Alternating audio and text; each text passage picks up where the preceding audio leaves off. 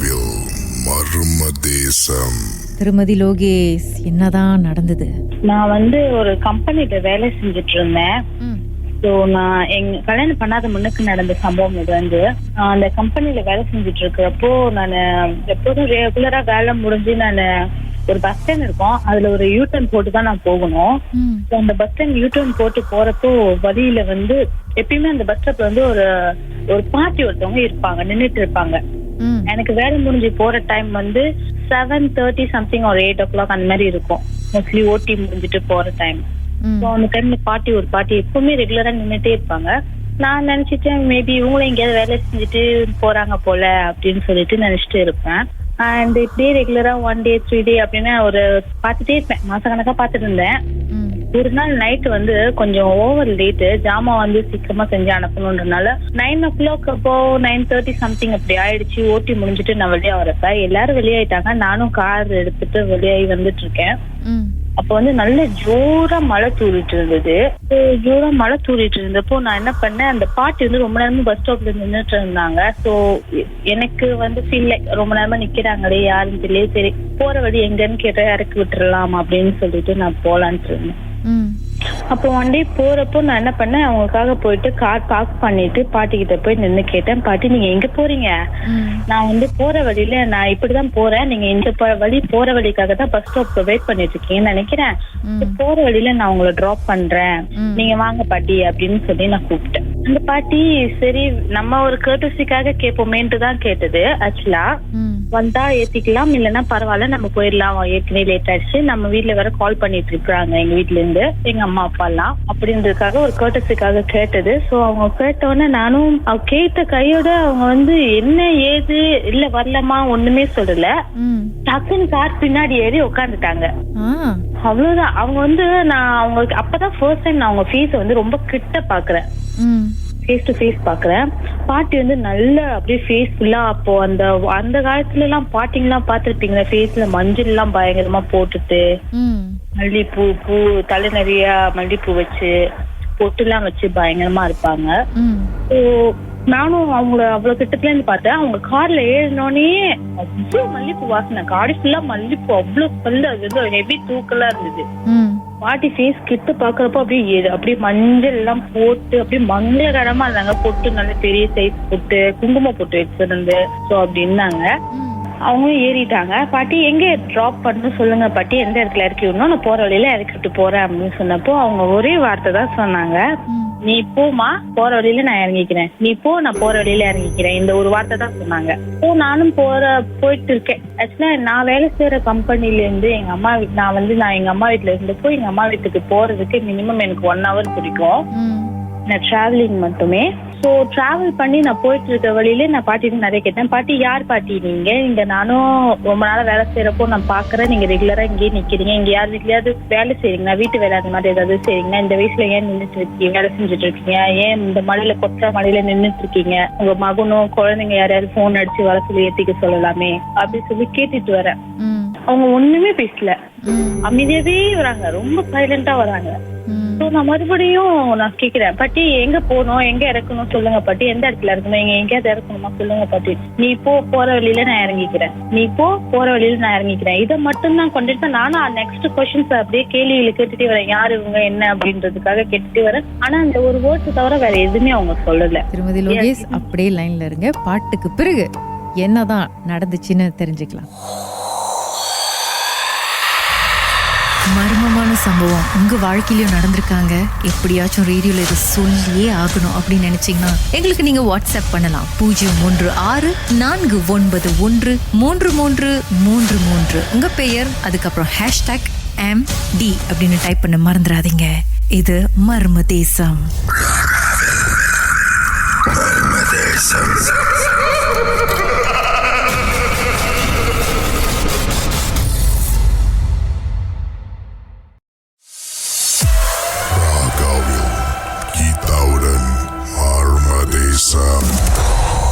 ராகவில் நீங்கள் கேட்டுக்கொண்டிருப்பது மர்ம தேசம். திருமதி லோகேஷ் சில வருடங்களுக்கு முன்பு அவங்க வாழ்க்கையில நடந்த ஒரு சம்பவத்தை பத்தி நம்மோடு பேசிட்டு இருக்காங்க. அவங்க கார்ல ஒரு பாட்டிக்கு லிஃப்ட் கொடுத்திருக்காங்க. வேலை முடிஞ்சு போகும்போது பாட்டி ஒரு வார்த்தை கூட சரியா பேசல. நிறைய கேள்விகள் திருமதி லோகேஷ் கேட்டிருக்காங்க. பாட்டி பதில் சொல்லாமே போயிட்டு இருக்காங்க, கூட வந்துட்டு இருக்காங்க. அதுக்கப்புறம் சொல்லுங்க, என்னதான் நடந்துச்சு? எஸ், நானும் நிறைய கேள்விகள் கேட்டாலும் எந்த பதிலும் சொல்லல. அவங்க போற வழியில நான் இறங்கிக்கிறேன் அப்படின்னு தான் சொல்லிட்டே வந்தாங்க. ஸோ அதுக்கப்புறம் நான் எதுவும் பெருசா கேட்டுக்கல. அண்ட் ஒரு 10 to 15 minutes ஒரு பேச்சு சத்தமே ஒண்ணுமே இல்ல, அமைதியாவே இருந்தது. மல்லிப்பூ ஸ்மெல்லும் அப்படியே லைட்டா கம்மியாக ஆரம்பிச்சது காருக்குள்ள. ஸோ என்ன ஸ்மெல்லு கம்மியாது, மேபி நம்ம ரொம்ப நேரமா டிராவல் பண்ணிட்டு இருக்கோம், அதனால அந்த ஸ்மெல் இருக்கிறது தெரியல போல அப்படின்னு சொல்லிட்டு, மழை வேற நல்ல நைட்டு வேற நல்ல ஜோரா பெய்ஞ்சிட்டு இருக்கிறச்ச அந்த மல்லிப்பூ ஸ்மெல்லுக்கு அப்படியே எனக்கு ஏற்கனவே அந்த மல்லிப்பூ ஸ்மெல்லாம் இது பண்ணோன்னே மேல எல்லாம் மேய்ச்சல் இருக்க ஆரம்பிக்கிற மாதிரி இருந்தது. ஸோ ஒரு மாதிரியே மனசு வேற ஒரு மாதிரியா இருந்துச்சு. சரி என்னடா பேச்சு சத்தம் ஒண்ணுமே இல்ல, பாட்டி ஒன்னும் பேசவும் மாட்டாங்களே, சரி திரும்பி பாப்போமேன்ட்டு திரும்பி பார்த்தேன். சடன்லி எனக்கு அப்படியே தூக்கி வாரி போட்டுருச்சு. சீரியஸ்லி பின்னாடி நம்ம தான் திரும்பி பாக்குறேன், பாட்டியை காணோம். அப்படியே எனக்கு அப்ப ரொம்ப ஷிவர் ஆயிடுச்சு. பின்னாடி கார்லாம் நிறைய வந்து போயிட்டு இருக்கு. அப்படியே டபுள் சிக்னல் போட்டு ஒரு ஓரமா அப்படியே பார்க் பண்ணிட்டு நின்னுட்டு ஷிவரிங்ல பின்னாடி கொடை புடிச்சு இறங்கி போயிட்டு தேடுறேன். கார் கதவெல்லாம் திறந்து மழையில நனைஞ்சிட்டேன் ஓரளவுக்கு. நானும் தேடுறேன், என்னடா நம்ம தானே ஏத்தணும் பாட்டியே, எங்க போனாங்க, ஆளக்காடுமே அப்படின்ட்டு. எந்த தைரியத்துல நீங்க அந்த சமயத்துல இறங்கிருக்கீங்க காரை விட்டு? நம்ம ஒரு ஆளை ஏத்திட்டு வந்தோமே, ஆளக்கானமே, கனவு எதுவும் காண்றோமோ அப்படின்னு. சீரியஸ்லி எனக்கு வேற எதுவுமே அந்த டைம்ல மைண்ட் செட்ல ஏல. எனக்கு அந்த டைம்ல நம்ம ஒருத்தவங்க ஏத்திட்டு வந்தோம், அவங்க டக்குன்னு காணமே தேடதான் தோணுச்சு. எங்க காணும் ஆளை காணும் அப்படின்ட்டு. காடியில ரோட்ல வேகமா காசு எல்லாம் போயிட்டு இருக்கு, பைக்ஸ் லோரி சவுண்டு எல்லாம் ஹார்ன் அடிச்சுட்டு போயிட்டு இருக்காங்க. எனக்கு கொஞ்ச நேரம் கார்ல ஏறி உட்காந்துட்டு அப்படியே கொஞ்ச நேரம் அமைதியா உட்காந்துட்டு நான் யோசிச்சுட்டு, எங்க வீட்டுல வேற எங்க அம்மா அப்பா போன் டெக்ஸ்ட் பண்ணிட்டே இருக்காங்க, இங்க இருக்க மணி ஆயிடுச்சு இன்னும் ஆளை காணும். எங்க வீட்டுல உள்ளவங்க யாருக்கு நான் கால் பண்ணி அவங்க என்கிட்ட கேக்குறப்போ நான் எந்த விஷயத்தையுமே அவங்கள்ட்ட சொல்லல.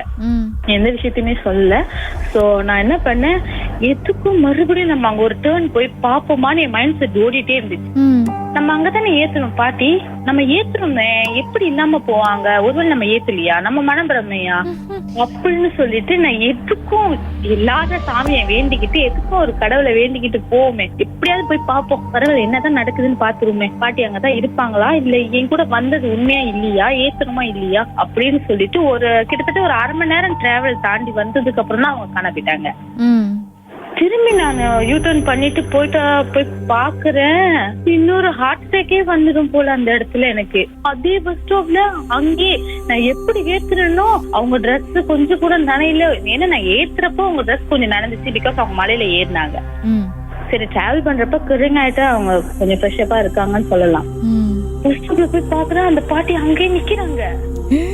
எந்த இடத்துல ஏத்தனோ அந்த இடம் 1 இன்ச்சு நகர்ல அங்கேயே நிக்கிறாங்க. எப்படி நின்னு அந்த ரோட்டை பார்த்துட்டு நின்னுட்டு இருந்தாங்களோ அதே மாதிரி நின்னுட்டு இருக்காங்க. நீங்க என்ன பண்ணீங்க? என்ன பண்ணுனா, எனக்கு இன்னொரு ஹார்ட் அட்டாக் கண்டிப்பா, சீரியஸா ஹார்ட் பேஷண்ட் யாராவது இருந்தாங்கன்னா கண்டிப்பா அங்கேயே அவ்வளவுதான், அந்த நாக் அவுட் ஆயிருப்பாங்க. அங்க ஒரு யூடர்ன் அடிச்சுட்டு அந்த பக்கத்து பஸ் ஸ்டாப்பையும் பாக்கல, எந்த பக்கத்தும் பாக்கல, அடிச்சு வீட்டுக்கு கொஞ்ச நேரத்துல 25 to 30 நிமிஷத்துல வீடு வந்து சேர்ந்துட்டேன். அந்த வேகத்துக்கு வந்து சேர்ந்தேன். வீட்டுக்கு பார்க் பண்ணோன்னு கை காலை கழுவிட்டு வீட்டுக்கு வந்துட்டு எங்க அம்மாட்ட போய் கதறி இது நடந்ததை சொன்னேன். எங்க அம்மாவை நான் 1 வாரம் தூங்க விடல. நைட்ல கண்ணு முழுமா அந்த பாட்டியோட ஃபேஸ் எனக்கு வருது. 2-3 டேஸ்க்கு காடி எடுக்கல. அதோட நான் அந்த கம்பெனிக்கு வேலைக்கு போல, ரிசைன் லெட்டர் கொடுத்து நான் வேலை விட்டு நின்னுட்டேன் அந்த கம்பெனில. இன்னும் கூட வேலை செஞ்ச கோவர்க்கர்ஸ் கிட்ட எல்லாம் நான் சில டீடைல்ஸ் கலெக்ட் பண்ணேன். வேலை செஞ்சதுக்கு அப்புறம் கலெக்ட் பண்ணேன்.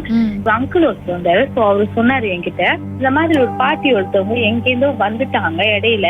அப்புறம் என்ன விசாரிச்சதுக்கு தான் மகன் என்னை வேட்டையாட்டாவும், அவங்க எங்க போறதுன்னு தெரியாம இங்க இருக்கிறேன், நான் வீட்டுக்கு போல, நான் இங்கேயே இருக்கேன் அப்படின்னு சொல்லி அவங்க சொல்லிக்கிட்டு இருந்தாங்க அப்படின்னு சொன்னாங்க. என் ஹஸ்பண்ட் வருவாரு, நான் என் ஹஸ்பண்ட் வந்தோன்னா அவர் கூட போயிடுவேன் அப்படி இப்படின்னு சம்திங் சொல்லிக்கிட்டு இருந்தாங்க. அப்போ யாராவது அந்த வழியா போனாங்க அப்படின்னா அவங்க கூட காடியில ஏறி போற வழியில இறங்கிக்கிறேன், என்னை இறக்கி விட்டுறியா அப்படின்னு சொல்லுவாங்க. அதுக்கப்புறம் கொஞ்ச நாள்ல அவங்க ஆளை காணோம். எந்த டீட்டெயிலும் ஒண்ணும் பெருசா தெரியல, எங்க உள்ளவங்க ஏதுன்னு தெரியல. ஏன் நீ அதை பத்தி திடீர்னு கேக்குறியா, அவங்க தெரிஞ்சவங்களா? இல்ல இந்த பஸ் ஸ்டாப் முன்னுக்கு தான் பார்த்தாங்க, இருக்காங்கன்னு சொன்னாங்க, அதான் கேட்டேன் அப்படின்னு. சான்ஸே இருக்காது, அவங்க ரொம்ப நாள் இந்த பக்கத்து இல்லையே, அவங்க கிட்டத்தட்ட 2-3 வருஷமா அவங்கள ஆளை காணோம், எப்படி அந்த அக்கா பாத்துருக்க முடியும் அப்படின்னு சொன்னோன்னே இன்னும் டபுள் ஷாக். ஐயோ, நமக்கு தான் நம்ம இவ்வளவு பெரிய விக்டமா இருக்கும்னு நினைச்சேன், இன்னும் நிறைய பேர் வந்து விக்டமா இருக்காங்க அப்படின்னு சொல்லி ஷாக் ஆயிட்டேன். அந்த பாட்டி யாருன்னு தெரியல, அந்த பாட்டி யாரு என்ன டீட்டெயில் ஒன்னும் அவ்வளவு பெருசா அவங்களை பத்தி டீட்டெயில்ஸ் தெரியல. ஏதோ மகன் வீட்டை விட்டு வெளியே அனுப்பிட்டதாவும் அவங்க வந்து மனக்குழப்பத்துல மனநல பாதிக்கப்பட்டு சம்திங் வந்துட்டாங்க அப்படின்னு சொல்லி சொன்னாங்க. உங்க வாழ்க்கையிலும் மர்மமான சம்பவம் நடந்திருக்கா? அதை பத்தி பேசணும் ராகல் அப்படின்னு நினைச்சீங்கன்னா எங்களுக்கு வாட்ஸ்அப் பண்ணுங்க 0164913333. உங்க பெயர், அதுக்கப்புறம் #MD அப்படின்னு டைப் பண்ண மறந்துடாதீங்க. இது மர்ம தேசம்.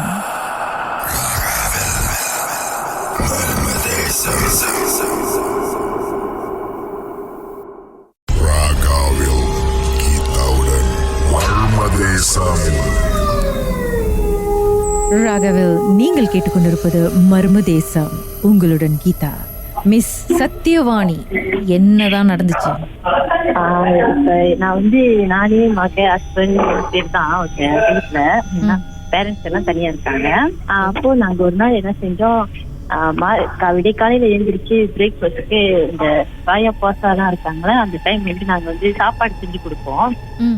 சாப்பாடு செஞ்சு கொடுத்துட்டு இருக்கிறப்ப அவங்க என்ன சொன்னாங்க, விடைக்கால ஒரு 4-4:30 மணிக்கெல்லாம் எழுந்திரிச்சு நாங்க பிரேக்ஃபாஸ்ட் செஞ்சு கொடுக்கணும். ஸோ அந்த மாதிரி டைம்ல நாங்க கொடுத்துட்டு இருக்கிறப்ப நான் வந்து எப்பவுமே ஹஸ்பண்ட் 4 மணிக்கு வெளியே வேலைக்கு போயிடுவாரு. இப்போ நான் மட்டும் தான் எழுந்திரிச்சு செஞ்சுட்டு இருப்பேன்.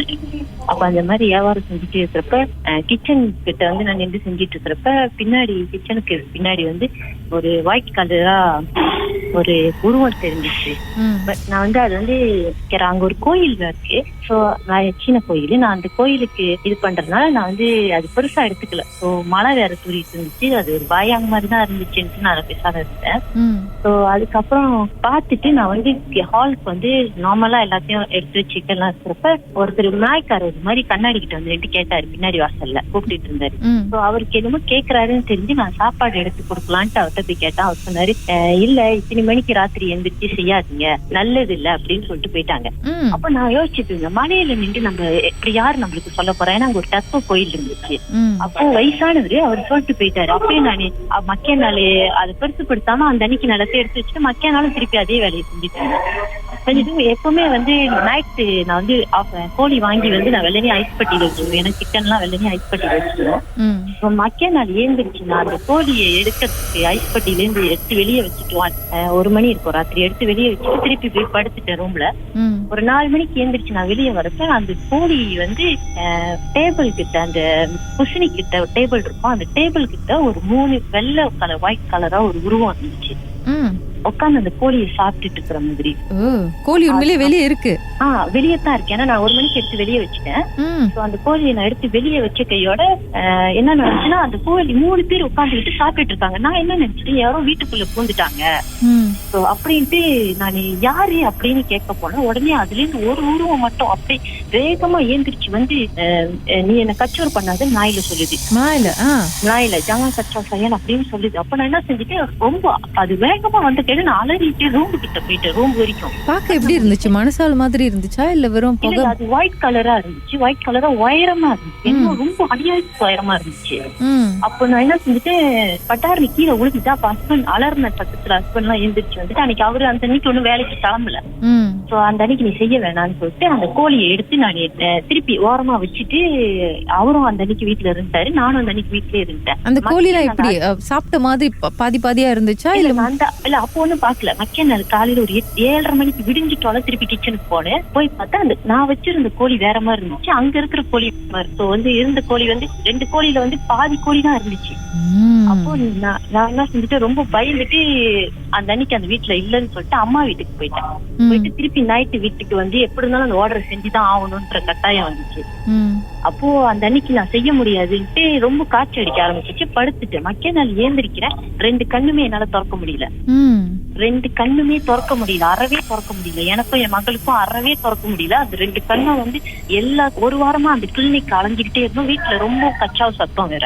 என்ன மாதிரி சத்தம்? என்ன மாதிரி சத்தம்னா, நம்ம இப்ப நான் வந்து ரூம்ல படுத்திருக்கிறப்ப வந்து கட்டில் பக்கத்துல ஆள் உட்காந்துருக்காங்க, பட் என்னால ஏந்திரிக்க முடியல. ஆனா என்னால கண்ணையும் திறக்க முடியல. ஏன்னா அந்த அன்னைக்கு வந்து 2 கண்ணுமே போச்சு. கிளினிக்ல போய் பார்த்ததுக்கு ஸ்பெஷலிஸ்ட் கொடுத்து உங்க கண்ணு 2 போயிடுச்சுன்னு சொல்லிட்டாங்க. ஐயோ. அப்போ என்னோட கண்ணு வலி பார்த்தாது மகளுக்கும், ஏன்னா அந்த கண்ணை பார்த்து அவங்களுக்கும் அந்த கண்ணு வலி ஆயிடுச்சு. அப்போ 2 பேத்துக்கும் வந்து ஸ்பெஷலிஸ்ட் இந்த மாதிரி கண்ணுக்குள்ள ஊசி போடணும் அப்படின்னு சொல்லிட்டாங்க. அப்போ நான் மருந்து எடுத்துட்டு இருந்தோம். பட் அந்த வீட்டுல வந்து இருக்க முடியல, அறவே இருக்க முடியல, கொஞ்சம் கூட இருக்க முடியல. அப்போ நாங்க என்ன செஞ்சுட்டோம், சரின்ட்டு மக்கள் அம்மா வீட்டுல போய் படுத்து தூங்கிட்டு இருக்கேன். கனவுல வந்து திருப்பியும் சொல்லுது அந்த கோழியை வந்து அது வைக்க சொல்லுது, அதே இடத்துல திருப்பியும் வைக்க சொல்லுது, அதே கிச்சன்ல.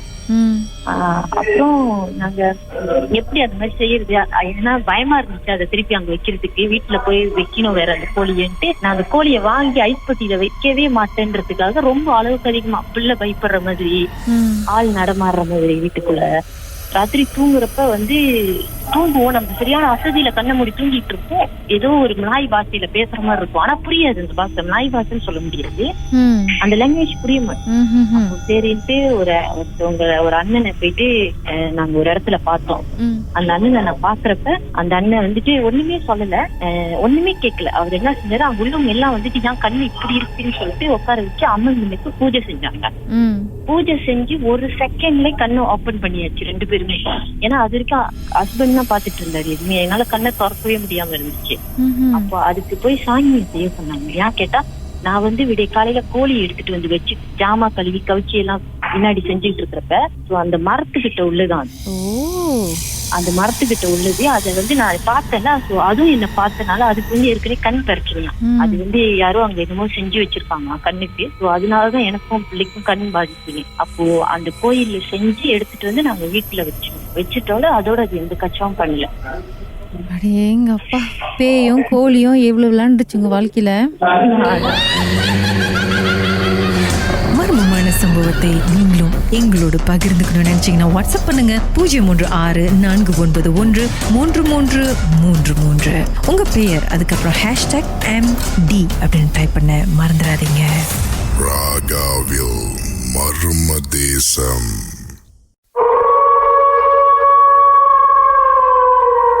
ராகவில் மர்மதேசம், உங்களுடன் கீதா. வணக்கம் திரு விஜய் கணேசன், என்னதான் நடந்துச்சு? ஓகே, இது வந்து 2005ல நடந்தது. நான் யூனிவர்சிட்டியில வந்து ஃபர்ஸ்ட் இயர்.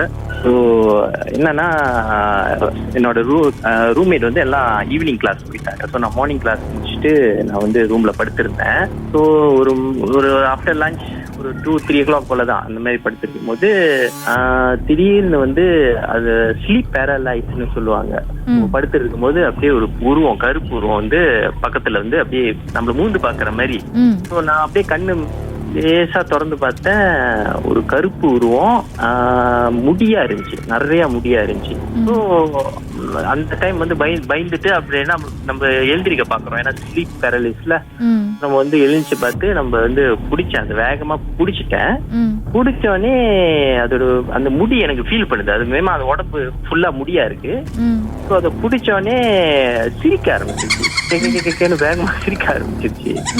ஸோ நான் இப்படி சாமி மந்திரம் சொல்ல ஆரம்பிச்சிட்டேன், சாமி மந்திரம் சொல்ல ஆரம்பிச்சுட்டு நான் உடனே கண்ணை திறந்து பார்த்துட்டு விடுவிட ரூம் விட்டு வெளியாயிட்டேன். அந்த ஹோல் பிளாக்கே வந்து காசுமா இருக்கு, ஏன்னா எல்லாமே ஈவினிங் கிளாஸ் போயிட்டாங்க. ஸோ நான் விடுவிடுன்னு வேகமா போய் என்னோட இன்னொரு பிளாக்ல வந்து ஃப்ரெண்ட்ஸ் ரூம்ல போய் நான் படுத்துட்டு அப்புறம் நைட்டு போல எழுச்சி சொன்னேன், இந்த மாதிரி நடந்துச்சு. சாமி எல்லாம் கும்பிட்டு, ஏன்னா ரூம்ல வந்து அப்ப சாமி இதெல்லாம் நாங்க ஒன்றும் வைக்கல. அந்த சிரிப்பு சவுண்ட் வந்து அப்படியே மனசால சிரிக்கிற மாதிரி இருந்துச்சா, இல்ல ஏதாவது மான்ஸ்டர் மாதிரி இருந்துச்சா? அது சிரிக்கிறது வந்துட்டு மனுஷால் மாதிரி தான். பட் அது மாதிரி கீழே அந்த மாதிரி ரொம்ப வேகமா கிக்கின்னு அப்படியே வேகமா சிரிக்கிறது. ஸோ நெக்ஸ்ட் டே வந்து என் ரூம்மேட் அதே மாதிரி அனுபவிச்சாரு. ஆனா அவர் பார்க்கல, அந்த உருவத்தெல்லாம் பார்க்கல. ஆனா அவர் சொன்னாரு, இதே மாதிரி தான் எனக்கு வந்து கிட்னா பண்ணிச்சு, எனக்கும் இது பண்ணிச்சுன்னு. அப்புறம் நாங்க என்ன பண்ணோம், ரூம்ல சாமி படம்லாம் வச்சு இப்படி எல்லாம் பண்ணி அப்புறம் அதுக்கப்புறம் அந்த பிரச்சனை இல்லை, அதுக்கப்புறம் கொஞ்சம் ஓகே ஆயிடுச்சு. ஸோ ஆனா அந்த பிளாக் வந்துட்டு நிறைய அந்த ப்ராப்ளம், அந்த இன்னொரு ரூம்ல ஃப்ரெண்ட் இருப்பாரு, அவரும் கம்ப்ளைண்ட் பண்ணுவாரு. அந்த பர்டிகுலர் பிளாக்ல கொஞ்சம் ப்ராப்ளம் தான் கொஞ்சம் இருக்கு, கரெக்டா இருக்காங்க. பல வருஷம் கழிச்சு அதை பத்தி பேசிருக்கீங்க. இன்னைக்கு தூங்கும் போது பார்த்து சார் பக்கத்துல வந்து RRO பாடாம இருந்தா சரி. மர்ம தேசத்தில் நீங்களும் பேசலாம், அனுபவத்தை பகிர்ந்துக்கலாம். வாட்ஸ்அப் பண்ணுங்க 0164913333. உங்க பெயர், அதுக்கப்புறம் #MT அப்படின்னு டைப் பண்ணுங்க.